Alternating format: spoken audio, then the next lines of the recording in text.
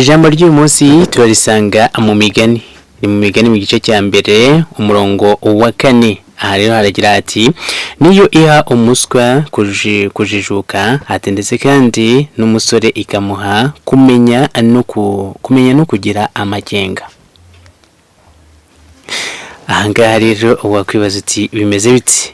Ahangaha rero ni ibintu by'ubwenge cyane, ni mu migani y'ubwenge. Iyi yose rero iyakoreshwaga na Salomo.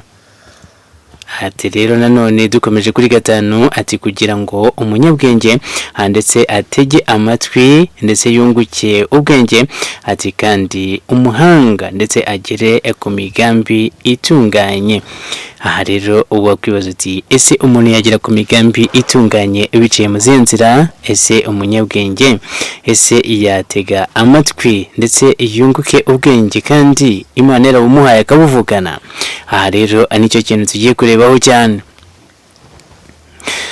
Uyu Salomo rero uyu Salomo nkuko mu migani ye ndetse n'imigani ya Salomo umwene Dawidi akaba n'umwami w'Abanyayisiraheli. Uyu Salomo yagiye avugaho byinshi cyane ubwo ndetse kandi yarayoboye Isiraheli. Hari nabwo ndetse ahanga yavuze ati niyo iha umuswa ndetse kujijuka ati ndetse n'umusore ikamuha kumenya ndetse no kugira amakenga. Ese wowe wabugira amakenga? Aha rero Salomo icyo yarashatse kuvuga nuko mbese iyo umuntu agiye gukora icyaha ndetse ngo Imana imanza kumuburira. Aha rero umutima wa kimuntu ntabwo ujya ubura. Ahangaha uko byagenda kose iyo ugiye gukora icyaha Imana itabishaka ndetse birashoboka ko ndetse byakwanga bitewe nuko ibanza kukunyuzaho amakenga. Mu gihe uzaba ugiye gukora ikintu rero ukumva umutima urakuburira, mu gihe waba ugiye gukora ikitari cya nyacyo cyangwa se mu gihe waba ugiye kubogamira Imana, icyo gihe rero nyamuneka uzagarukire hafi cyane kuko byanga byakunda ndetse Imana izaba iri kukuburira. Ariko iyo ukomeje kwigira imbere ahangaha byanga byakunda ndetse uhura n'uruva gusenya. Ahangaha rero yagize ati niyo iha umuswa kujijuka. Ese koko niba umuswa wibere pyo ngiyo ese kandi ukaba ufite ubwenge ndetse ukaba wagira ubwenge gusumbya umuntu, wakwibaza uti umuntu we ni gute atagira ubwenge?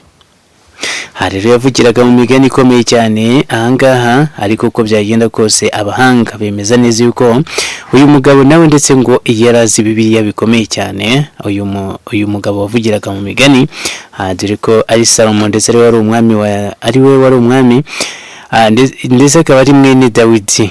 Rero ni ibisekuru bya kera ndetse by'abantu bagiye ndetse bakorera Imana mu buryo bukomeye cyane. Ibya Dawidi nawe kandi tuzamugarukaho turebe ese we ni mateka ki, ese bimeze bite? Ahangaha rero ati kugira ngo umunyabwenge ndetse atege amatwi ati ndetse yunguke ubwenge. Aka kantu ni akantu keza cyane. Ahangaha wakwibaza uti ese umunyabwenge koko ubwenge ahora bwongera? Ese bimeze bite?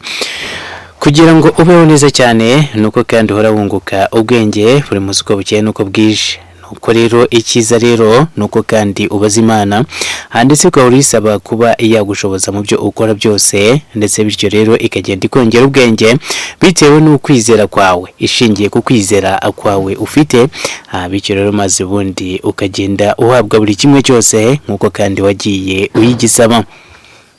Niyo mpamvu rero ngo kugira ngo umunyabwenge atege amatwi ndetse yunguke ubwenge ati kandi umuhanga agere ku migambi itunganye.